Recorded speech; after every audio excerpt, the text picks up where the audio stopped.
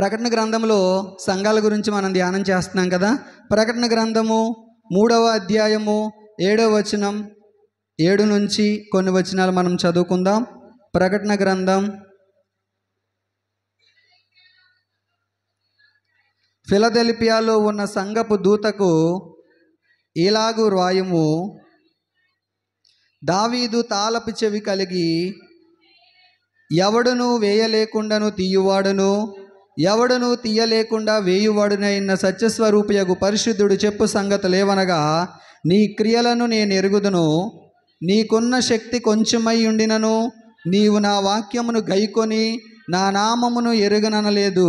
ఇదిగో తలుపుని ఎదుట తీసి ఉంచి ఉన్నాను, దానిని ఎవడునూ వేయనేరడు. యూదులు కాకయే తాము యూదులమని అబద్ధమాడు సాతాను సమాజపు వారిని రప్పించదను. వారు వచ్చి నీ పాదముల ఎదుట పడి నమస్కారము చేసి, ఇదిగో నేను నిన్ను ప్రేమించితనని తెలుసుకున్నట్లు చేసేదను. నీవు నా ఓర్పు విషయమైన వాక్యమును గైకొంటివి గనుక భూనివాసులను శోధించుటకు లోకము మీదికి రాబోవు శోధన కాలములో నేను నిన్ను కాపాడేదను. నేను త్వరగా వచ్చుచున్నాను. ఎవడునూ నీ కిరీటము అపహరింపకుండానట్లు నీకు కలిగిన దానిని గట్టిగా పట్టుకొనుము. జయించు వానిని నా దేవుని ఆలయములో ఒక స్తంభముగా చేసేదను. అందులో నుండి వాడు ఇక మీదట ఎన్నటికీ వెలుపలికి పోడు. మరియు నా దేవుని పేరును పరలోకములో నా దేవుని ఎదుట నుండి దిగివచ్చుచున్న నూతనమైన యెరూషలేమును నా దేవుని పట్టణము పేరును నా క్రొత్త పేరును వాని మీద రాసేదను. సంఘములతో ఆత్మ చెప్పుచున్న మాట చెవగలవాడు వినుగాక. హల్లెలూయా. ఇక్కడ మనం ఆలోచన చేసినట్లయితే ఈరోజు మనం ధ్యానం చేసిన సంఘం పేరు ఏంటండి? ఫిలదెల్ఫియా సంఘము. గడిచిన వారాలు కొన్ని సంఘాలు, అంటే దాని ముందున్న సంఘాల కోసం మనందరము కూడా ధ్యానం చేసాము కదా. ఇప్పుడు మనం ఆలోచన చేసినట్లయితే ఈరోజు మనం ఏ సంఘం కోసం ధ్యానం చేస్తున్నాము? ఫిలదెల్ఫియా. ఫిలదెల్ఫియా అనే మాటకు అర్థం ఏంటి అని మనం ఆలోచన చేస్తే సహోదర ప్రేమ అని అర్థం. ఫిలదెల్ఫియా అంటే అర్థం ఏంటి? సహోదర ప్రేమ. సంఘముగా కూడిన మన అందరము ఎలాగుండాలి అని మనం ఆలోచన చేస్తే ఒకరి ఎడల ఒకరు సహోదర ప్రేమ కలిగిన వారముగా మనం ఉండాలి. హల్లెలూయా. ఎలా ఉండాలి? సంఘముగా కూడిన మనము ఒకరి ఎడల ఒకరు మనము సహోదర ప్రేమ కలిగిన వారముగా ఉండాలి. అయితే ఈ సంఘం గురించి ప్రభు ఏం చెప్తున్నాడంటే 2 విషయాల్లో ఈ సంఘాన్ని ప్రభు ప్రశంసించినట్లుగా మనం చూస్తున్నాము. ఎన్ని విషయాలు చూడండి ప్రియులారా. మొట్టమొదటి విషయాన్ని మనం ఆలోచన చేస్తే 8వ వచనాన్ని మనం చదివితే, నీకున్న శక్తి కొంచెమై ఉండినను నీవు నా వాక్యమును గైకొని నా నామమును ఎరుగననలేదు. చాలండి. ఏమంటున్నాడు? నీకున్న శక్తి కొంచెమై ఉన్నా సరే నీవు నా నామము నిమిత్తము నీవు నా వాక్యమును గైకొని నా నామమును ఎరుగననలేదు. హల్లెలూయా. ప్రియులారా, ఇక్కడ మనం ఆలోచన చేసినట్లయితే కనుక చాలాసార్లు మనం ఏం ఆలోచన చేస్తామంటే, మా ఇంట్లో ఎవ్వరూ మారలేదండి, నేను ఒక్కనే ప్రభు దగ్గరికి వస్తున్నానండి, లేకపోతే నా భర్త మారలేదండి, నేను ఒక్కదాన్నే ప్రభు దగ్గరికి వస్తున్నానండి, లేకపోతే నా బిడ్డలు మారలేదండి, మేము మాత్రమే ప్రభు దగ్గరికి వస్తున్నామండి, లేకపోతే నా బంధువులు ఎవ్వరూ మారలేదండి, మా కుటుంబం ఒకటే ప్రభు దగ్గరికి వస్తున్నామండి అన్న వాళ్ళు లేరా మన సంఘంలో? మనలో లేరంటారా? చాలామంది ఉన్నారు ప్రియులారా. అయితే ఇక్కడ మనం ఆలోచన చేస్తే భక్తి చేసే విషయంలో దేవుని వాక్యం అంటుంది, నీకున్న శక్తి కొంచెమైనను సరే, పరిస్థితులు నీ ఎదుట తారుమారు అయిపోతున్నా సరే, నువ్వు మందిరానికి వచ్చే విషయంలో కానీ, నువ్వు ప్రార్థన చేసుకునే విషయంలో కానీ, నీ భక్తి జీవితాన్ని చేసే విషయంలో కానీ నీకున్న శక్తి కొంచెమైనను సరే, ఇక్కడ ఏమంటున్నాడండి? నీకున్న శక్తి కొంచెమై ఉండినను నీవు నా వాక్యమును గైకొని నా నామమును ఎరుగననలేదు. ఫిలదెల్ఫియా సంఘంతో ప్రభు చెప్తున్నాడు ఏంటో తెలుసా? నీకున్న శక్తి కొంచెమైనా సరే, నువ్వు ఏ మాట అయితే విన్నావో, సేవకులు చెప్తున్నప్పుడు ఏ వాక్యం అయితే నీ చెవిలోకి వెళ్ళిందో ఆ వాక్య ప్రకారము నువ్వు జీవించే విషయంలో నువ్వు ఎలాగున్నావంట? నా నామాన్ని ఎరుగననలేదు. ఈరోజు మనము చాలామంది ఆలోచన చేస్తే బంధువుల మధ్యన ఉన్నప్పుడు మనం ఏం చెప్తాం? ప్రభు మనకు తెలియదు అన్నట్లుగా ప్రవర్తిస్తూ ఉంటాం కదా. చర్చిలో ఒక వేషము, బయట ఒక వేషము. చర్చిలో ఒక రకమైన జీవితము, బయట ఒక రకమైన జీవితము. లేరా ఈరోజు మనలో ఇలాంటి వాళ్ళు? ఆలోచన చేయండి ప్రియులరా. నీకున్న శక్తి కొంచెమైనా సరే, నీకున్న జీవితము కొంచెమైనా సరే, నువ్వు ఒకదానివే నువ్వు ప్రభువుని నమ్ముకున్నా సరే, నీ బంధువులందరి మధ్యలో నువ్వు ఎలాగుండాలో తెలుసా? ప్రభువును మహిమపరిచే విధంగా నువ్వు ఉండాలి. హల్లెలూయా. ఎలాగుండాలి నువ్వు? నీ జీవితం ద్వారా అనేక మంది ప్రభువు దగ్గరికి ఆకర్షితులు అవ్వాలి. నీ జీవితం ద్వారా, నీ భక్తి ద్వారా, నీ నడవడిక ద్వారా అనేక మంది ప్రభువు దగ్గరికి ఆకర్షితులు అవ్వాలి అంటే కనుక నువ్వేం చేయాలో తెలుసా? నీకున్న శక్తి కొంచెమైనా సరే వాక్యాన్ని గైకొనే విషయంలో జాగ్రత్తగా ఉండాలి. హల్లెలూయా. నీవు నేను ఆరాధన చేసే దేవుడు ఎవరో తెలుసా? ఆయన హృదయాంతరంగాలు ఎరిగిన దేవుడు. ఎవరైనా చూడండి, యోహాను సువార్త 2వ అధ్యాయము 24వ వచనాన్ని మనం ఆలోచన చేస్తే, యోహాను సువార్త 2వ అధ్యాయం 24వ వచనం.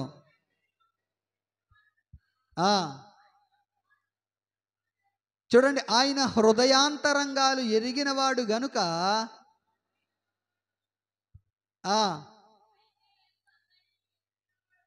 అయితే యేసు అందరినీ ఎరిగినవాడు గనుక, ప్రియులారా, ఆయన అంతరంగములు ఎరిగిన దేవుడు. ఈరోజు నువ్వు ప్రభు సన్నిధికి వస్తున్నావు అంటే, ఈరోజు నువ్వు దేవుని సన్నిధిలో కూర్చున్నావు అంటే, ఏ హృదయంతో నువ్వు ప్రభు సన్నిధికి వచ్చావు? ఏ ఆలోచనతో నువ్వు ప్రభు సన్నిధికి వచ్చావు? ఏ మనస్సుతో నువ్వు ప్రభు సన్నిధికి వచ్చావు? మనుషులెవరూ నీ స్థితిగతులు చూడరు, మనుషులెవరూ నిన్ను పట్టించుకోకపోవచ్చు.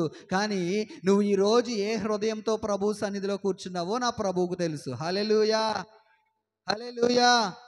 నువ్వు ఏ ఆలోచనతో, ఏ మనస్సుతో, ఏ వేదనతో. చూడండి ప్రియులారా, మనుషులు దేన్ని చూస్తారంటే నీ పై రూపాన్ని మాత్రమే చూస్తారు కదా. కానీ నా ప్రభు ఏం చూస్తాడో తెలుసా? నీ హృదయ అంతరంగాల్ని చూసే దేవుడు. హల్లెలూయా, హల్లెలూయా. నీ హృదయములో వేదన ఆయనకి తెలుసు. నువ్వు ఏ సమస్యతో బాధపడుతున్నావో ఆయనకి తెలుసు.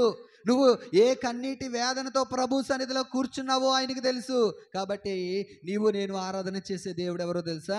హృదయాంతరంగాలు ఆయన తెలిసిన దేవుడు. హల్లెలూయా. ఆయన ఎవరు అంటే హృదయాంతరంగాలు తెలిసిన దేవుడు. ఇప్పుడు మనం ఆలోచన చేయాలి, వాక్యాన్ని మనము ఏం చేయాలి? గైకొనే వారముగా మనం ఉండాలి. హల్లెలూయా. చాలాసార్లు సేవకుడు వాక్యాన్ని చెప్తున్నప్పుడు ఈ చెవి నుంచి వింటాము, ఈ చెవి నుంచి వదిలిపెట్టేస్తాం కదా. కానీ దేవుని వాక్యం అంటుంది ఆయన వాక్యమును గైకొనే వారంగా ఉండాలి. కీర్తనల గ్రంథము 103వ సంకీర్తన 20వ వచనాన్ని మనం ఆలోచన చేస్తే, కీర్తనలు 103:20, యెహోవా దూతలారా ఆయన ఆజ్ఞకు లోబడి ఆయన వాక్యము నెరవేర్చు బలసూరులారా. హల్లెలూయా. ఇక్కడ మనం ఆలోచన చేస్తే, ఎవరైతే ఆయన వాక్యాన్ని నెరవేరుస్తారో, ఎవరైతే ఆయన వాక్యాన్ని గైకొంటారో వాళ్ళు ఎలాగుంటారో తెలుసా? లోకంలో బలవంతులుగా ఉంటారు. హల్లెలూయా, హల్లెలూయా. ఈరోజు నువ్వు బలహీనతలు గుండా వెళ్తున్నావేమో, కొన్నిసార్లు నీకు అనేకమైన బలహీనతల్లో నువ్వు కొట్టుకెళ్ళిపోతున్నావేమో. నా జీవితాలు ఎలాగున్నాయో తెలుసా? ఇంకా ఆయన వాక్యానికి మనం దూరంగానే ఉంటున్నాము. ఈ చెవి నుంచి వింటూ ఈ చెవి నుంచి విడిచిపెట్టే వారముగానే ఉన్నాము. కానీ దేవుని వాక్యం అనేది ఆయన వాక్యమును గైకొను వారు బలసూరులుగా ఉంటారు, బలము కలిగిన వారముగా ఉంటాం. హల్లెలూయా. ప్రియులారా, మనం ఆలోచన చేస్తే ఈ ఫిలదెల్ఫియా సంఘం ఎలాగుందో తెలుసా? దేవుని వాక్యాన్ని గైకొనే విషయంలో, దేవుని వాక్యానుసారముగా జీవించే విషయంలో చాలా కరెక్ట్గా ఉంది. హల్లెలూయా. మనము కూడా ఎలాగుండాలి అంటే ఫిలదెల్ఫియా సంఘం వలె మన సంఘం ఉండాలి. హల్లెలూయా. ఫిలదెల్ఫియా సంఘము వలె మన కుటుంబం ఉండాలి. ఫిలదెల్ఫియాలో ఉన్న సంఘములో ఉన్న విశ్వాసుల వలె మనము కూడా జీవించే వారముగా మనం ఉండాలి. ఇక్కడ అంటున్నాడు కదా, చూడండి, ప్రకటన గ్రంథము 1వ అధ్యాయం 3వ వచనాన్ని మనం చదివితే, సమయం సమీపించినది గనుక ఈ ప్రవచన వాక్యములు చదువువాడును వాటిని విని ఇందులో రాయబడిన సంగతులను గైకొను వారును ధన్యులు. ఎవరు ధన్యులు? చదువువారు ధన్యులనుందా? ఈరోజు మనం ఏమనుకుంటామంటే వాక్యాన్ని చదువుకుంటే సరిపోద్దులే అనుకుంటున్నారు చాలామంది. ఇంకొంతమంది ప్రబుద్ధులు ఏమనుకుంటున్నారంటే వాక్యాన్ని వింటే సరిపోద్ది అనుకుంటున్నారు ఇంకొంతమంది. కానీ దేవుని వాక్యం ఏముందో తెలుసా? ఈ ప్రవచన వాక్యములను చదువువాడును వాటిని విని వినడం మాత్రమే కాదు సుమా, వాటిని విని ఇందులో రాయబడిన సంగతులను గైకొనువారు. గైకోవడం అంటే అర్థం ఏంటి? దాని ప్రకారము జీవించడము. హల్లెలూయా. దేని ప్రకారం జీవించడం? వాక్యము ప్రకారం జీవించిన వారిని నా ప్రభు ఏం చేస్తాడంటే ఆశీర్వదించడానికి సిద్ధంగా ఉన్నాడు. హల్లెలూయా. ఎంతకాలం అయింది నువ్వు వాక్యం వింటున్నావు? మంచిదే. 10 సంవత్సరాల నుంచి, 15 సంవత్సరాల నుంచి, 5 సంవత్సరాల నుంచి నువ్వు భక్తి చేసినప్పటి నుంచి నేటి వరకు అనేక ప్రసంగాలను వింటున్నావు. మంచిదే. విన్న ప్రసంగాలు ఎంతవరకు మనం నెరవేర్చగలుగుతున్నాం ఆలోచన చేయండి. ఆయన రక్త మాంసములలో పాలు పంపులు పొందే మనము ఆయన వాక్య ప్రకారము మనం జీవించగలుగుతున్నామా? ఆలోచన చేయండి. రండి మనం మూలవాక్యానికి వద్దాం. ఏమంటున్నాడు చూడండి. నీకున్న శక్తి కొంచెమై ఉండినను నీవు నా వాక్యమును గైకొని నా నామమును ఎరుగుననలేదు. ఇదిగో తలుపుని ఎదుట తీసి ఉంచున్నాను, దానిని ఎవడునూ వేయనేరడు. యూదులు కాకయే తాము యూదులమని అబద్ధమాడు సాతాను సమాజపు వారిని రప్పించెదను. వారు వచ్చి నీ పాదముల ఎదుట పడి నమస్కారం చేసి, ఇదిగో నేను నిన్ను ప్రేమించితనని తెలుసుకున్నట్లు చేసేదను. 10వ వచనంలో అంటాడు కదా, నీవు నా ఓర్పు విషయమై వాక్యమును గైకొంటివి గనుక భూనివాసులను శోధించుటకు లోకమంతటి మీదకి రాబోవు శోధన కాలములో నేను నిన్ను కాపాడేదను. హల్లెలూయా. మొదటిది అంటున్నాడు, నీ క్రియలను నేను ఎరుగుదును. నీకున్న శక్తి కొంచెమైనా సరే, నువ్వు నీ కుటుంబంలో నీ ఒక్కడవే నువ్వు మారినా సరే, దేవుని వాక్యాన్ని గైకొనే విషయంలో మంచి ఆత్మీయ అనుభవం నువ్వు కలిగి ఉన్నావు. మంచిదే. వాక్య ప్రకారం నువ్వు జీవిస్తున్నావు. మంచిదే. ప్రియులారా, రెండో విషయం అంటున్నాడు, ఓర్పు విషయమై. ఏమంటున్నాడండి అక్కడ? నీవు నా ఓర్పు విషయమైన వాక్యమును గైకొంటేవు గనుక భూనివాసులను శోధించుటకు లోకమంతటి మీదికి రాబోవు శోధన కాలంలో నేను నిన్ను కాపాడేదను. హల్లెలూయా. హల్లెలూయా. ఈరోజు సంఘముగా పిలువబడిన విశ్వాసులుగా మనము కానీ ఏం కలిగి ఉండాలి? ఓర్పు కలిగి ఉండాలి. హల్లెలూయా. హల్లెలూయా. 10వ వచనంలో అంటున్నాడు కదా, నీవు నా ఓర్పు విషయమైన వాక్యమును గైకొంటివి గనుక. వాక్యానుసారంగా నువ్వు జీవించాలనుకున్నప్పుడు నీకు కొన్నిసార్లు ఎలాంటి పరిస్థితులు ఎదురవుతాయి? శోధనలు వస్తాయి, శ్రమలు వస్తాయి, నిందలు వస్తాయి, అవమానాలు వస్తాయి. వీటన్నిటిని నువ్వు జయించే విధంగా నువ్వు ఉండాలి. హల్లెలూయా. ఎవరికి శోధనలు వస్తాయి? ఎవరికి శ్రమలు వస్తాయి? ఎవరికి బాధలు కలుగుతాయి అంటే, నిజమైన భక్తి ఎవరైతే చేస్తున్నారో వాళ్ళకి ఖచ్చితంగా శోధనలు వస్తాయి. అర్థమవుతుందన్నమాట. నీకే శోధన రావట్లేదా? నువ్వు భక్తిలో ఎక్కడో తప్పిపోయావు. ఒకసారి ఆలోచన చెయ్యి. నీకే నిందలు రావట్లేదా? నువ్వు సరైన భక్తి చేయట్లేదు. నీకే అవమానాలు ఎదురవ్వట్లేదా? నువ్వు ఎక్కడో భక్తిలో తప్పిపోయిన అనుభవాలు నువ్వు ఉన్నావు. ప్రియులారా, ఆలోచన చేయండి. నువ్వు నీ భక్తి విషయంలో, నీ సమర్పణ విషయంలో, నీ భక్తి జీవితంలో నువ్వు ఏదైనా నిందల గుండా, అవమానాల గుండా నువ్వు వెళ్తున్నావు అంటే గనక నువ్వు భక్తి కరెక్ట్గా చేస్తున్నావని అర్థం. హల్లెలూయా. హల్లెలూయా.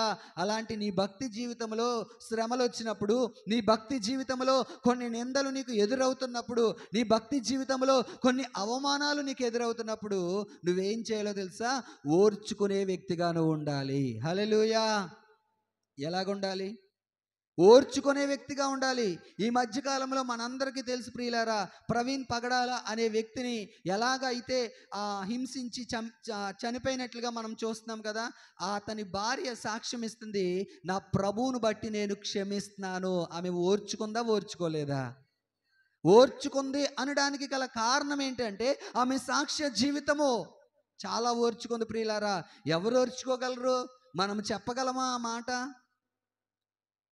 మన ఇంట్లో ఎవరైనా అనారోగ్యంతో చనిపోతేనే, మన ఇంట్లో ఎవరైనా అకస్మాత్తుగా చనిపోతేనే ప్రభు మీద ఎన్ని సనుగులు సనుగుతాం మనం? ప్రభువుని ఎంతగా నిందిస్తాము, ప్రభువుని ఎంతగా శోధిస్తూ ఉంటాం ప్రియులారా. అలాంటిది తన భర్త, మంచి నడి వయసులో ఉన్న తన భర్త, పెళ్లి కాని 2 చిన్న పిల్లల్ని వేసుకున్న ఆ స్త్రీ చెప్తుంది, నా ప్రభువును బట్టి నేను క్షమిస్తున్నాను. ఎంత మంచి ఓర్పు కలిగిన స్త్రీ ఆలోచన చేయండి. ఈరోజు వాక్యానుసారంగా నీకు ఏదైనా శ్రమలు వస్తుంటే, భక్తి చేసేటప్పుడు నీ బంధువులు నిన్ను శోధిస్తారు, భక్తి చేసేటప్పుడు నీ ఇంట్లో వాళ్ళు నీకు వ్యతిరేకమైపోతారు కొన్నిసార్లు, భక్తి చేస్తున్నప్పుడు నీ స్నేహితులు నీకు వ్యతిరేకమైపోతారు కొన్నిసార్లు. అయినప్పటికీ కూడా ఓర్చుకునే విధముగా నువ్వు భక్తి చేయాలి. ఓర్చుకునే వ్యక్తిగా నువ్వు ఉండాలి. హల్లెలూయా. చూడండి, ప్రకటన గ్రంథము 13వ అధ్యాయము 10వ వచనాన్ని మనం ఆలోచన చేస్తే, ఎవడైనను చెరపట్టవలనని ఉన్న ఎడల వాడు చెరలోనికి పోవును, ఎవడైనను ఖడ్గము చేత చంపిన ఎడల వాడు ఖడ్గము చేత చంపబడెను. ఈ విషయములో పరిశుద్ధుల ఓర్పును విశ్వాసమును కనబడును. ఏం కనబడాలంట? పరిశుద్ధుల ఓర్పును విశ్వాసమును కనబడే విధముగా ఉండాలి ప్రియులారా. చాలాసార్లు ప్రభు చెప్తున్నాడు కదా, ఒక చెంప కొడితే రెండో చెంప చూపించాలి. ఇవన్నీ మన జీవితంలో చాలాసార్లు చదువుకోవడానికే పరిమితం అయిపోతున్నాయి. ఇవన్నీ చాలాసార్లు మన జీవితంలో వినడానికే పరిమితం అయిపోతున్నాయి. కానీ నీ భర్త ఒకవేళ నిన్ను హింసిస్తుంటే నువ్వు ఓర్చుకోగలుగుతున్నావా? నీ భార్య నిన్ను ఒకవేళ హింస పెడుతుంటే నువ్వు ఓర్చుకోగలుగుతున్నావా? ఆలోచన చేయి. నేను ఒకసారి ప్రభుని నమ్ముకున్న క్రొత్తలో ఒక పుస్తకం చదివానమాట, రైలు క్రింద రక్షణ అని. ఒక మంచి సాక్ష్యం ప్రియులారా. ఒక బ్రాహ్మణ కుటుంబానికి చెందిన ఆ భార్య ప్రభుని నమ్ముకుంది. ప్రభుని నమ్ముకున్న కారణాన్ని బట్టి చాలా భర్త హింసించేవాడు. నాకు తెలిసి ఇంచుమించు ముక్కు కూడా కోసేసాడు ఆమెకి. తన భర్త ముక్కు కూడా కోసేసాడు మాట. అయినప్పటికీ ఎన్నో శ్రమలు, ఎన్నో నిందలు, ఎన్నో అవమానాలు అయినప్పటికీ ఆమె ప్రభువుని విడిచిపెట్టలేదు. దేవుని కోసం చాలా భరించింది. భరించిన సమయంలో ఇంకా ఆమె ఓర్చుకుంది. ఆమె ప్రభువుకి విడిచిపెట్టింది అలాంటి పరిస్థితిని. ప్రభువా, ఏదేమైనా సరే నా భర్త రక్షించబడాలి, నా భర్తని రక్షించండి అని చెప్పి ఓర్చుకోవడం ప్రారంభించింది. ఒకరోజు ఆయన ఒక ట్రైన్ ఎక్కబోతున్నాడు. ట్రైన్ ఎక్కుతూ ఉంటే కదిలిపోయింది. కదులుతున్న ట్రైన్ ఆయన ఎక్కుతూ ఉంటే పడిపోయాడు. ఆ పంచి, ఆయన బ్రాహ్మడు కదా, పంచి దానికి కుక్కనికి పట్టేసింది. ట్రైన్ లాక్కి వెళ్ళింది. అలాంటి పరిస్థితిలో ప్రియులారా తన అందరినీ పిలుస్తున్నాడంటే, అప్పటి వరకు ఆరాధన చేసే తన దేవుళ్ళందరినీ పిలుస్తుంటే ఎవ్వరూ ఆయనకి సహాయం చేయలేదు. చివరికి తన భార్య ప్రార్థన గుర్తొచ్చింది. తన భార్య నమ్ముకున్న యేసు ప్రభు గుర్తొచ్చాడు. చివరిసారిగా ప్రభువును పిలిస్తే ఇంకా ఎలాగైతే ఆ వ్యక్తి బ్రతికాడు, ఆ వ్యక్తి బ్రతికి ప్రభు సేవ చేస్తున్నాడు. ఇప్పుడు దేవుడు సజీవంగా ఆ వ్యక్తిని ఉంచాడు. ఎందుకు అని ఆలోచన చేస్తే తన భార్య ఏం చేసింది? ఓర్చుకుంది. భర్త మీద తిరగబడలేదు, భర్త మీద దెబ్బలాడలేదు, భర్త మీద ఫైట్ చేయలేదు. కానీ ప్రభు కోసం ఓర్చుకోవడం నేర్చుకుంది. హల్లెలూయా. ఈరోజు మన జీవితంలో ఏముండట్లేదంటే ఓర్పు ఉండట్లేదు. పిల్లలకు ఓర్పు ఉండట్లే, తల్లిదండ్రుల మీద విసురులు, దెబ్బలాట్లు, గొడవలు కుటుంబాల్లో. భార్యగా భర్తగా ఉన్న మనము ఏం చేయాలో తెలుసా? ఓర్చుకునే వారముగా మనం ఉండాలి. హల్లెలూయా. చూడండి, 1 పేతురుకు రాసిన పత్రిక 4వ అధ్యాయము 16వ వచనాన్ని మనం చదివితే, పేతురుకు రాసిన మొదటి పత్రిక 4వ అధ్యాయం 16వ వచనం. ఎవడైనను క్రైస్తవుడైనందుకు, ఒక్కరు చదవండి అమ్మా. ఎవడైనను క్రైస్తవుడైనందుకు బాధ అనుభవించిన ఎడల సిగ్గుపడక ఆ పేరును బట్టియే ప్రభువును మహిమపరచవలెను. హల్లెలూయా. ఏం చేయాలంట? ఎవడైనా క్రైస్తవుడైనందుకు బాధ అనుభవించిన ఎడల. బైబిల్లో నువ్వు క్రైస్తవుడు అయితే నీకు శ్రమలు రావు అని ఎక్కడా లేదు. నువ్వు క్రైస్తవుడు అయితే నీకు నిందలు రావు, నీకు శ్రమలు రావు, శోధనలు రావు అని ఎక్కడా లేదు ప్రియులారా. ఎవడైనా నువ్వు క్రైస్తవుడైనందుకు బాధ, శ్రమ, నింద అనుభవించిన ఎడల ఆ పేరును బట్టినే ప్రభువును మహిమపరచాలి. హల్లెలూయా. మన జీవితం, మన దేశంలో, మన రాష్ట్రంలో, లేకపోతే మన కళ్ళ ముందే, మన ఏరియాల్లోనే అనేకమైన సందర్భాలను మనం చూస్తున్నాం. ప్రభుని ఎరిగిన వారిని, దేవుని పరిచర్య చేస్తున్న వారిని ఎలా హింసిస్తున్నారో, ఎలా శోధిస్తున్నారో, ఎలా చంపుతున్నారో, ఎలాగా ఇబ్బందులు పెడుతున్నారో, అనేకమైన పరిస్థితులు. రేపొద్దున నీకు కూడా అలాంటి పరిస్థితి నువ్వు ప్రభువు కోసం నిలబడగలవా? బైబిల్ గ్రంథంలో ఆలోచన చేస్తే సంఘము ఎప్పుడు విస్తరించిందో తెలుసా? శ్రమల్లోనే సంఘం విస్తరించింది. ఎప్పుడు విస్తరించింది సంఘం? అన్నీ మంచిగా ఉన్నప్పుడు, కడుపు నిండా తిండి ఉన్నప్పుడు, ఒంటి నిండా బట్టలు ఉన్నప్పుడు, సంఘం అంతా విశ్వాసులతో కలకల్లాడుతున్నప్పుడు సంఘం విస్తరించలేదు ప్రియులారా.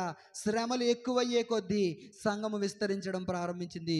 మీరు అపోస్తుల కార్యాల్లో సంఘము ప్రారంభించబడినది మొదలుకొని నేటి వరకు కూడా సంఘము ఎలా విస్తరించింది అంటే శ్రమల మధ్యలో సంఘం విస్తరించింది. ఒక విశ్వాసిగా నీవు నేను ఎలాగుండాలో తెలుసా? ఓర్చుకునే వ్యక్తిగా మనం ఉండాలి. హల్లెలూయా. తిమోతికి రాసిన 2వ పత్రిక 2వ అధ్యాయం 11వ వచనాన్ని మనం చదివితే 11, 12 వచనాలు. ఈ మాట నమ్మదగినదియు పూర్ణాంగీకారమునకు యోగ్యమైనదియు. ఆ, మనం సహించిన వారమైతే మనం ఆయనతో కూడా ఏలుదుము. ఆయనను ఎరుగుమంటే మనలను ఆయన ఎరుగుమనెను. హల్లెలూయా. ప్రియులారా, ఇక్కడ మనం ఆలోచన చేస్తే అంటున్నాడు కదా, సహించిన వారమైతే ఆయనతో కూడా ఏలుదుము. ఏం సహించాలి?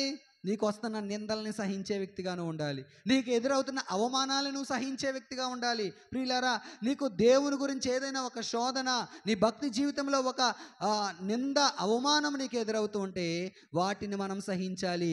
ఒకవేళ నువ్వు అలా సహించిన వ్యక్తివైతే గనక దేవుడు నిన్ను ఏం చేస్తాడు తెలుసా? ఏలే వ్యక్తిగా నిన్ను చేస్తాడు. హల్లెలూయా, హల్లెలూయా. నీకు అధికారాన్ని ప్రభు ఇస్తున్నాడు. ఏలడం అంటే అర్థం ఏంటి?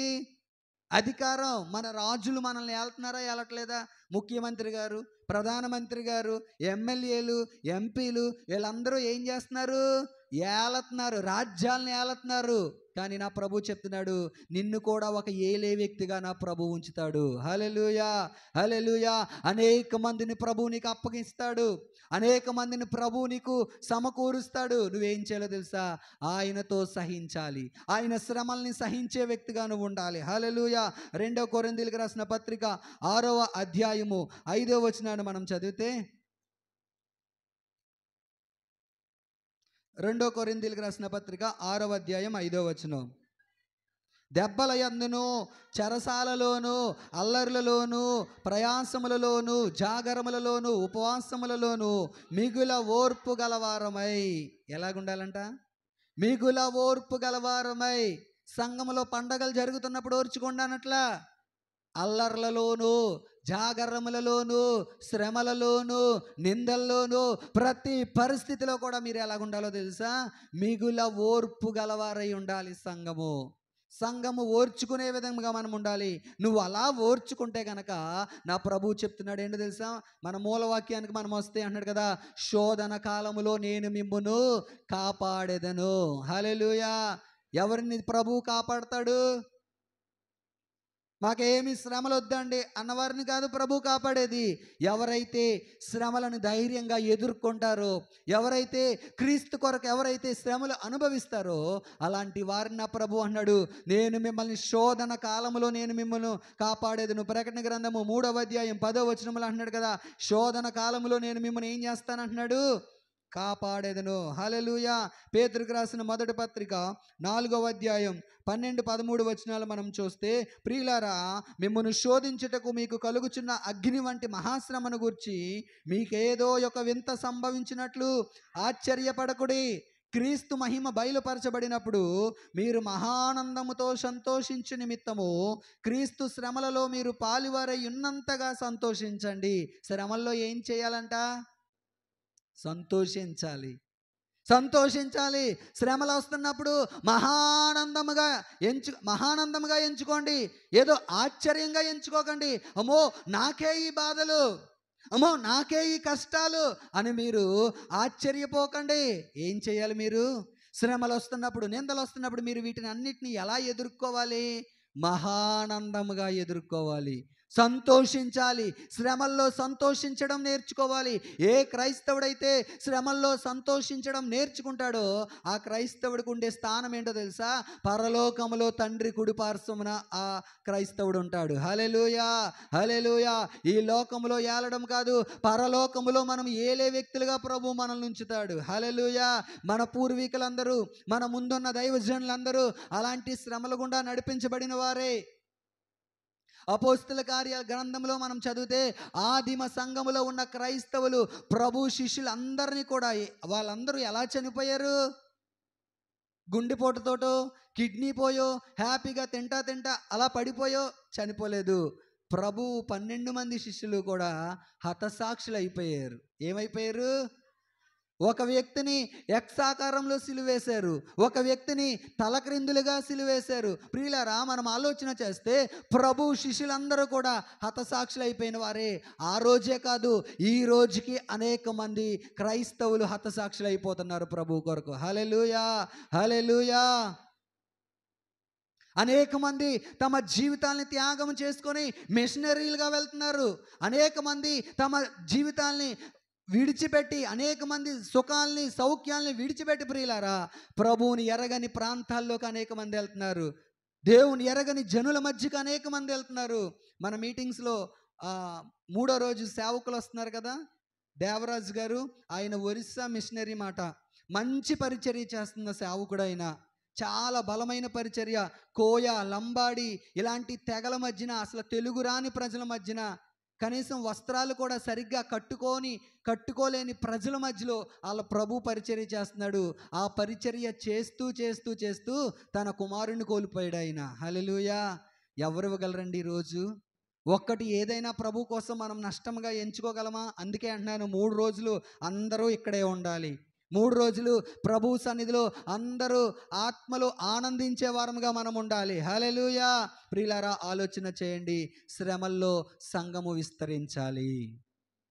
శ్రమలో విస్తరించే కొద్దీ ఏం విస్తరించాలి? సంఘం విస్తరించాలి. శ్రమలు విస్తరించే కొద్దీ సంఘం విస్తరించాలి. హల్లెలూయా. కాబట్టి అన్నాడు, శోధన కాలములో ఎవరైతే శ్రమల్ని సహిస్తారో శోధన కాలములో నా ప్రభు వారిని కాపాడుతాడు. గుడికి వస్తే మా బంధువులు మమ్మల్ని విడిచిపెట్టేస్తారండి, ప్రభుని నమ్ముకుంటే మా స్నేహితులు నన్ను విడిచిపెట్టేస్తారండి అని ఒకవేళ నువ్వు ప్రభువుకు దూరం అయిపోతున్నావేమో, ఈరోజు నా ప్రభు చెప్తున్నాడు, శోధన కాలంలో నువ్వు నిలబడు, నేను నిన్ను కాపాడుతాను. హల్లెలూయా, హల్లెలూయా. చూడండి, యాకోబు రాసిన పత్రిక 1వ అధ్యాయము 3వ వచనాన్ని మనం చదివితే, పరీక్ష ఓర్పును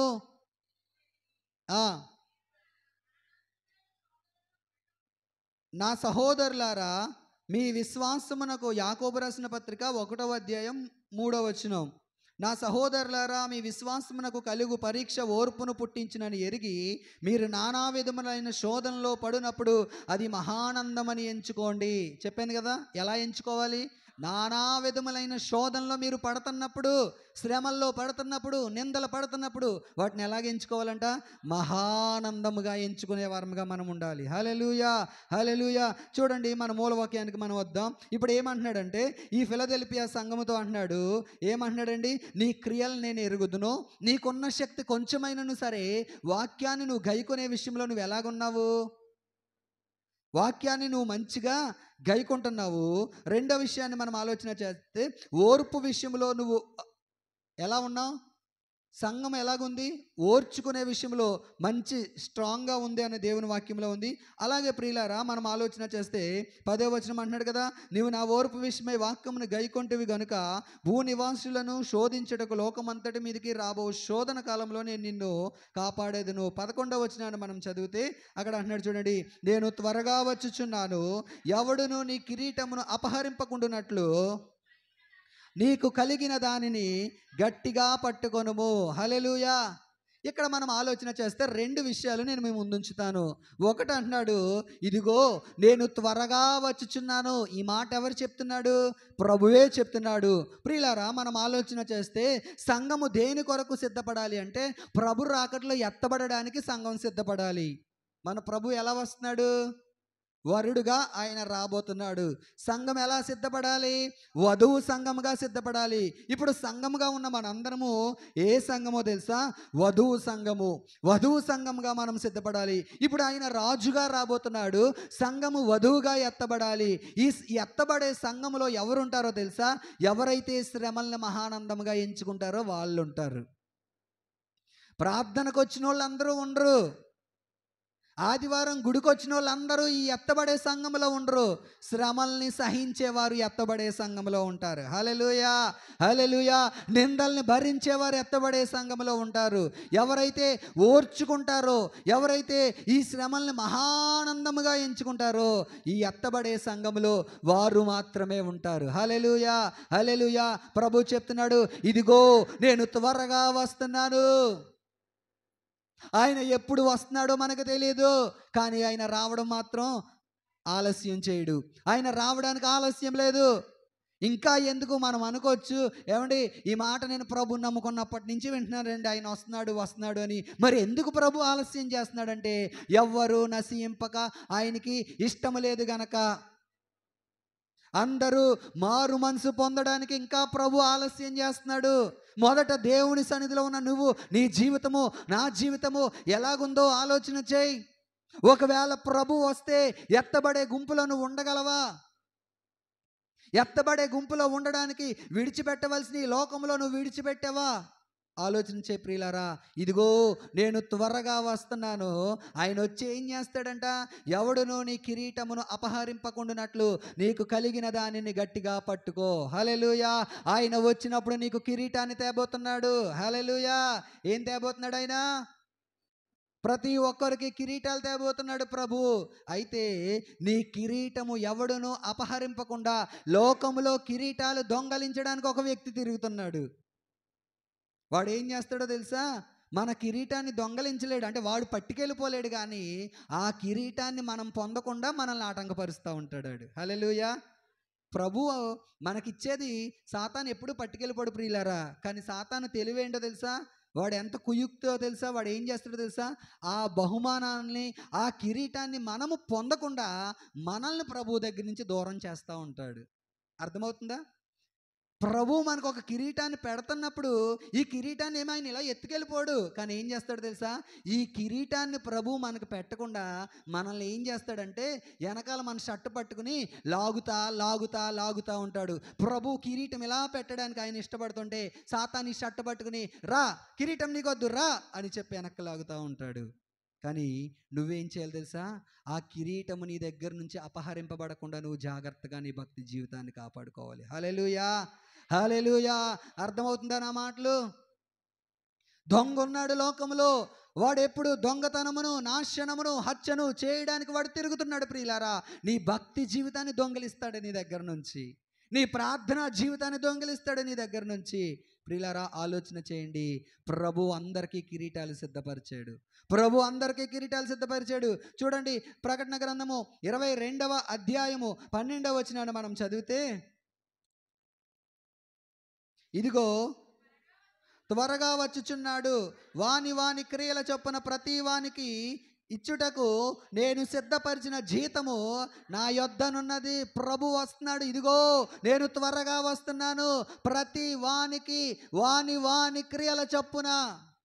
దేని చొప్పున? వాని వాని క్రియల చొప్పున. ఏమిస్తాడంట ప్రభువు? జీతం ఇవ్వడానికి. ఇప్పుడు నేను ఉద్యోగం చేస్తున్నాను. ఎందుకు ఉద్యోగం చేస్తున్నారంటే నెలంతా కష్టపడితే నాకు జీతం వస్తుంది అని చెప్పి నేను ఉద్యోగం చేస్తున్నాను. అవునా కదా? ఉద్యోగం చేసే ప్రతి ఒక్కళ్ళు అలాగే చేస్తారా? చేయరా? మీరు వ్యాపారం చేస్తున్నారు, నెలంతా కష్టపడితే, మీరు వ్యవసాయం చేస్తున్నారు, నెలంతా కష్టపడితే ఏదో ఒక ప్రతిఫలాపేక్షని ఆశించే కదా మనం కష్టపడుతున్నాము. ప్రియులారా, ఆలోచన చేయండి. ప్రభు కూడా నువ్వు ప్రభు కోసం ఎక్కువ కష్టపడితే నీకు మంచి జీతాన్ని ఆయన ఇవ్వడానికి ఇష్టపడుతున్నాడు. నువ్వు ప్రభు పనిలో ఎక్కువ నలిగిపోవాలి, నువ్వు ప్రభు పనిలో ఎక్కువ కరిగిపోవాలి. ప్రియులారా, హతసాక్షులు మనం ఆలోచన చేస్తే, నేను చిన్నప్పుడు ప్రభు నమ్ముకున్న క్రొత్తలో ఒక హతసాక్షి కోసం చదివాను. ఆ దేశంలోనంట ఆమె ప్రభువుని నమ్ముకున్నదని చెప్పి ఏం చేశారో తెలుసా? చంపలా, కొట్టలేదు. ఒక ఆంబోతు చర్మము, దున్నపోతు చర్మము తీసంట ఆ చర్మములో ఆమెను పెట్టేసి దాన్ని కుట్టేశారంట. అది ఎండలో వదిలేశారంతే. బ్లాండినా అనుకుంటా, ఆమె పేరు బ్లాండినా సంథింగ్ ఏదో ఉంది. ఆమెను ఏం చేశారు? ఆ జంతువు యొక్క చర్మములో మనిషిని పెట్టేసి మొత్తం 4 వైపులా కుట్టేసి దాన్ని ఎండలో వదిలేశారంతే. అది ఎండకి ఏమవుతుంది అంటే ఇలా ముడుచుకుపోద్ది, మొత్తం గట్టిగా అయిపోద్ది. చూడండి ఎంత నరకమో చూడండి. నిజంగా గొంతు మీద కత్తి పెట్టి నరికేస్తే అక్కడితో అయిపోద్ది. కానీ ఇది ఎంత బాధ ఆలోచన చేయండి ప్రియులారా. అలాంటి ఎంతోమంది ఎన్నో శ్రమలు ప్రభు కోసం అనుభవించారు. నీవు నేను ఒక చిన్న శ్రమ, నీవు నేను ఒక చిన్న శోధన మనం ప్రభు కోసం అనుమతించలేమో మన జీవితంలోకి? ఆలోచన చేయండి. ప్రతి వానికి వాని వాని క్రియల చొప్పున జీతం ఇవ్వడానికి ప్రభు వస్తున్నాడు. నీకు ప్రభు కిరీటం ఇవ్వడానికి వస్తున్నాడు. ప్రభు నీకు కిరీటం పెట్టడానికి ప్రభు వస్తున్నాడు. ఎవడను నీ కిరీటము అపహరింపకుండా నీ భక్తి జీవితాన్ని చాలా జాగ్రత్తగా కాపాడుకోవాలి. చూడండి, నేను నా మాటలు నేను ముగిస్తాను. ఒక 5 కిరీటాలు నేను మీకు వాక్యంలో నేను చూపించి నా మాటలు ముగిస్తాను. ఏంటి ఈ కిరీటాలు, ఎన్ని రకాలు, ఈ కిరీటాన్ని మనం ఎందుకు గట్టిగా పట్టుకోవాలి అని మనం ఆలోచన చేస్తే, చూడండి ప్రియులారా, యాకోబు రాసిన పత్రిక టకటక నేను చెప్తాను చూడండి. యాకోబు రాసిన పత్రిక 1వ అధ్యాయం 12వ వచనం ఒకరు చదవండి. శోధన సహించువాడు ధన్యుడు, అతడు శోధనకు నిలిచిన వాడై ప్రభువు తన్ను ప్రేమించు వారికి వాగ్దానము చేసిన జీవ కిరీటము. ఏ వ్యక్తి అయితే, మొట్టమొదటిది ఏ కిరీటము? జీవ కిరీటాన్ని ప్రభు ఇస్తానంటున్నాడు. ఏ వ్యక్తి అయితే శోధన కాలంలో నిలవబడతాడో, ఏ వ్యక్తి అయితే శ్రమలు వచ్చినప్పుడు ప్రభు కొరకు ధైర్యంగా నిలవబడగలుగుతాడో, ఆ వ్యక్తికి నా ప్రభు ఇచ్చే కిరీటం ఏంటో తెలుసా? జీవ కిరీటము. ఎంతమందికి కావాలి ఈ జీవ కిరీటాలు? ఈరోజు అందరం చేతులు ఎత్తేస్తాం. కావాలా వద్దా మీకు జీవ కిరీటం? అందరూ చేతులు ఎత్తుతారు. ఏదైనా ఒక శ్రమ వచ్చినప్పుడు మీరు నిలవబడతారా? నిలబడలేం, పారిపోతాం, భయపడిపోతాం, బెదిరిపోతాం. కానీ బెదరకుండా విశ్వాస జీవితంలో ఎవరైతే శోధనలో నిలబడతారో అలాంటి వారందరికీ నా ప్రభు చెప్తున్న మాట ఏంటో తెలుసా? నేను జీవ కిరీటాన్ని నేను ఇస్తాను. హల్లెలూయా, హల్లెలూయా. మీకు జీవ కిరీటం కావాలంటే శోధనలో, శ్రమల్లో ప్రభు కొరకు ధైర్యంగా నిలబడండి. మీకు నా ప్రభు ఏమిస్తాడో తెలుసా? జీవ కిరీటాన్ని ఇస్తాడు. 2వ కిరీటం మనం ఆలోచన చేస్తే, పేతురుకు రాసిన మొదటి పత్రిక 5వ అధ్యాయము, పేతురుకు రాసిన మొదటి పత్రిక 5వ అధ్యాయం 1 నుంచి 4 వచనాలు చదివితే,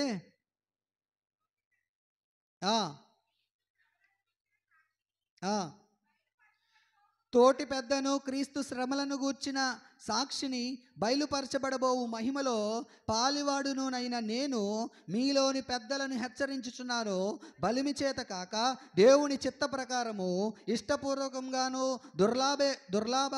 దుర్లాభాపేక్షతో కాక సిద్ధ మనస్సుతోనూ మీ మధ్యనున్న దేవుని మందను పై విచారణ చేయు దానిని కాయుడి. మీకు అప్పగింపబడిన వారిపైన ప్రభువులైనట్టుండక మందకు మాదిరులుగా ఉండుడి. ప్రధాన కాపరి ప్రత్యక్షమైనప్పుడు మీరు వాడబారని మహిమ కిరీటమును పొందురు. మన ప్రభు వస్తున్నప్పుడు ఏ కిరీటం ఇది? వాడబారని మహిమ కిరీటము. ప్రియులారా, ఈ కిరీటం ప్రభు ఎవరికి ఇస్తారో తెలుసా? మందని కాసే సేవకుడికి ఈ కిరీటాన్ని ఇస్తాడు. హల్లెలూయా, హల్లెలూయా. మందలో మనందరము నమ్మకత్వం కలిగి ఉంటే, మందలో మనందరము ప్రభు సన్నిధిలో నమ్మకంగా ఉంటే, దైవజనుడికి ఇచ్చే ప్రభు ఇచ్చే కిరీటం ఏంటో తెలుసా? వాడబారని మహిమ కిరీటము. హల్లెలూయా, హల్లెలూయా. నా ద్వారా మన సేవకుడు వాడబారని మహిమ కిరీటము పొందుకోవాలి అంటే మనందరము సేవలో, పరిచర్యలో ఎలాగుండాలో తెలుసా? నమ్మకత్వం కలిగిన వారముగా మనం ఉండాలి. హల్లెలూయా. ప్రధాన కాపరు ప్రత్యక్షమైనప్పుడు మీరు ఏ కిరీటాన్ని పొందుతారు? వాడబారని మహిమ కిరీటము. 3వ కిరీటాన్ని మనం ఆలోచన చేస్తే, మొదటి దశలోనికీయులకు రాసిన పత్రిక 2వ అధ్యాయము 19వ వచనాన్ని మనం చదివితే, దశలోనికీయులకు రాసిన మొదటి పత్రిక 2వ అధ్యాయం 19వ వచనం, ఏలయనగా మా నిరీక్షణ అయినను, మా ఆనందమైనను, మా కిరీటమైనను, అతిశయ కిరీటమైనను, మా నిరీక్షణ అయినను, ఆనందమైనను, అతిశయ కిరీటమైనను ఏది? మన ప్రభు అయిన యేసు యొక్క రాకడ సమయమున ఆయన ఎదుట మీరే కదా. హల్లెలూయా. ఇది ఏ కిరీటమో తెలుసా? అతిశయ కిరీటము. హల్లెలూయా, హల్లెలూయా. ఈ కిరీటం ఎవరికి ఇస్తాడంటే, ఎవరైతే ఆత్మలను రక్షిస్తారో వారికి ఈ కిరీటం ఇస్తాడు ప్రభు. హల్లెలూయా, హల్లెలూయా. నువ్వు రక్షింపబడిన నాటి నుండి నేటి వరకు ఎంతమందిని ప్రభు వైపుకి ఆకర్షించావు? నీ జీవితం ద్వారా ఎంతమంది రక్షించబడ్డారు? నేను పలానా వ్యక్తి ద్వారా రక్షించబడ్డానండి, నేను పలానా వ్యక్తి ద్వారా ఈ సంఘంలో చేర్చబడ్డానండి, నేను పలానా వ్యక్తి సువార్త చెప్పి నన్ను కన్నదండి అని నీ గురించి ఒక సాక్ష్యం ఉందా? ఆలోచన చెయ్యి. ఎవరైనా నీ గురించి ఆ మాట చెప్పగలరా? ఒకవేళ నువ్వు ఆత్మల్ని కనిన వ్యక్తివైతే గనక నా ప్రభు నీకు ఇచ్చే కిరీటం ఏంటో తెలుసా? అతిశయ కిరీటము. హల్లెలూయా. మొట్టమొదటిది ఏ కిరీటము?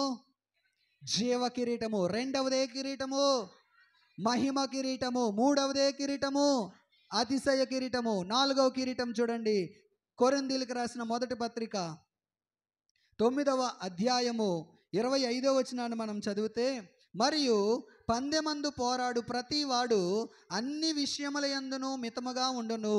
వారు క్షయమగు కిరీటమును పొందుటకు, మనమైతే అక్షయమగు కిరీటము పొందుటకు మితముగా ఉన్నాము. హల్లెలూయా, హల్లెలూయా. భక్తి జీవితం ఎలాంటిదో తెలుసా? ఒక పందెపు రంగం లాంటిది. ఎలాంటిది భక్తి జీవితం? లోకములో రన్నింగ్ రేస్ ఉంటుంది కదా, ఈ లోకంలో ఈ రన్నింగ్లో నెగ్గిన వాళ్ళకి ఒక కిరీటం పెడతారు. ఇది ఏ కిరీటం అంటే క్షయమైపోయే కిరీటం. అంటే అర్థం ఏంటి? ఈ కిరీటం శాశ్వతమైంది కాదు. పోనీ మీకు ఎగ్జాంపుల్ చెప్తున్నాను. ప్రతి 5 సంవత్సరాలకి ఎలక్షన్స్ జరుగుతాయి కదా. ఈ ఎలక్షన్స్లో ఎవరి కారే పరుగులు తీస్తారు, మేము గెలవాలి అని. ఎవరో ఒకరు గెలుస్తారు.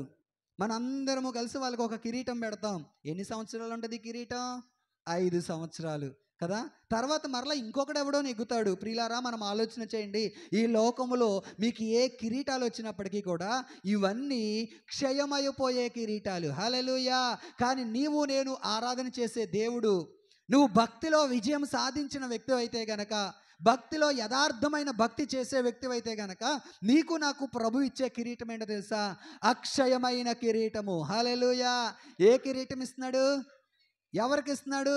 ఏ వ్యక్తి అయితే భక్తిలో విజయాన్ని సాధిస్తాడో, ఏ వ్యక్తి అయితే పందెపు రంగంలో ఓపికతో పరిగెడతాడో, అలాంటి వ్యక్తికి ఇచ్చే కిరీటం ఏంటి అంటే అక్షయమైన కిరీటాన్ని నా ప్రభు నీకు ఇవ్వబోతున్నాడు. హల్లెలూయా. నీవు నేను అక్షయమైన కిరీటాన్ని మనం పొందుకునే వరంగా ఉండాలి. 5వ కిరీటాన్ని మనం చూసి ముగించుకుందాం. చూడండి, తిమోతికి రాసిన 2వ పత్రిక 4వ అధ్యాయము 7-8 వచనాలు మనం చదివితే, మంచి పోరాటము పోరాడి తిని, నా పరుగు కడముట్టించి తిని, విశ్వాసమును కాపాడుకొంటిని, ఇక మీదట నా కొరకు నీతి కిరీటం ఉంచబడినది. హల్లెలూయా, హల్లెలూయా. ఎవరైతే వాక్యానుసారంగా జీవిస్తారో, ఇందాక నేను చెప్పాను కదా, ఫిలదెల్ఫియా సంఘం ఎలాగుందంట? స్థితి చిన్నదే, కొంచెమైనను సరే వాక్యాన్ని గైకొనే విషయంలో నమ్మకత్వం కలిగి ఉంది. ప్రియులారా, ఆలోచన చేస్తే ఇక్కడ అన్నాడు కదా, ఏమన్నాడండి? ఇక మీదట నా కొరకు నీటి కిరీటం ఉంచబడినది, మంచి పోరాటము పోరాడి తిని, నా పరుగు కడముట్టించి తిని, విశ్వాసమును కాపాడుకుంటుని. ఏ వ్యక్తి అయితే విశ్వాసాన్ని కాపాడుకుంటారో వాళ్ళకి నా ప్రభు ఇచ్చే కిరీటం ఏంటో తెలుసా? నీతి కిరీటము. హల్లెలూయా, హల్లెలూయా. నీ భక్తిని నువ్వు మొట్టమొదటగా ఒక క్రైస్తవుడిగా మన భక్తిని మనము జాగ్రత్తగా కాపాడుకునే వరముగా ఉండాలి. ఒకవేళ నీ భక్తిని నువ్వు జాగ్రత్తగా కాపాడుకుంటే ప్రభు నీకు ఇచ్చే ప్రతిఫలం ఏంటో తెలుసా? ప్రభు నీకు నీతి కిరీటాన్ని ఇవ్వబోతున్నాడు. హల్లెలూయా. ఏ కిరీటాన్ని ఇవ్వబోతున్నాడు? మొట్టమొదటిది ఏ కిరీటం ఇస్తానన్నాడు? జీవ కిరీటాన్ని ఇస్తానన్నాడు. రెండవది మహిమ కిరీటాన్ని ఇస్తానన్నాడు. మూడవది అతిశయ కిరీటాన్ని ఇస్తానన్నాడు. నాలుగవది అక్షయమైన కిరీటాన్ని ఇస్తానన్నాడు. ఐదవది నీతి కిరీటాన్ని ఇస్తానంటున్నాడు. ఏ కిరీటం నీ కొరకు సిద్ధపరచబడి ఉందో ఆలోచన చెయ్యి. ఏ కిరీటం నీ కొరకు సిద్ధపరచబడి ఉందో ఆలోచన చేయి. ప్రభు నీకు ఇవ్వడానికి ఒకవేళ ఆయన కొన్ని కిరీటాలు నీ ముందు పెడితే గనక ఏ కిరీటం నీ కొరకు సిద్ధపరచబడి ఉందో ఆలోచన చేయి. ఫిలదెల్ఫియా సంఘం వలె మనం ఉండాలి. ఫిలదెల్ఫియా భక్తి విషయంలో యథార్థంగా ఉంది. శోధన నమ్మకంగా శోధనలు ఎదుర్కొంటుంది. ప్రభు అంటున్నాడు, శోధన కాలంలో నేను మిమ్మల్ని కాపాడుతాను. ఎక్కడి వారు అక్కడే మోకరిద్దామా? ఒక్క క్షణం ప్రార్థన చేద్దాం. ఒక్కొక్క క్షణం ప్రార్థన చేద్దాం. ఒక్కొక్క క్షణం ప్రతి ఒక్కరు ప్రార్థనలో ఏకీభవిద్దాం. హల్లెలూయా, హల్లెలూయా, హల్లెలూయా.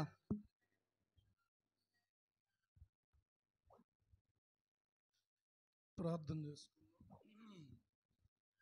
పరిశుద్ధుడైన మా తండ్రి, జీవాధిపతి, మహాగణుడ, మహోన్నతుడ, ఇంతవరకు నువ్వు కూడా ప్రభువా నీ వాక్యంలో నుండి కొన్ని తలంపులు మా ముందుకు తెచ్చిన దేవానికి స్తోత్రం చెల్లిస్తూ ఉన్నాం. ఈ సమయంలో ఎందరూ నీ వాక్యాన్ని విన్నారో వారి హృదయాలను మీరు తెరవండి. మా జీవితాలు మీ ముందు ప్రభువా పరిశీలించుకొని మా తండ్రి యోగ్యంగా నీ బలను సమీపించడానికి మీరు మాకు సహాయం చేయమని ప్రార్థిస్తున్నాను తండ్రి. నీ కృపను మా అందరికీ అనుగ్రహించండి. యేసు ప్రభు నామములో ప్రార్థిస్తున్నాం మా పరమ తండ్రి. ఆమేన్.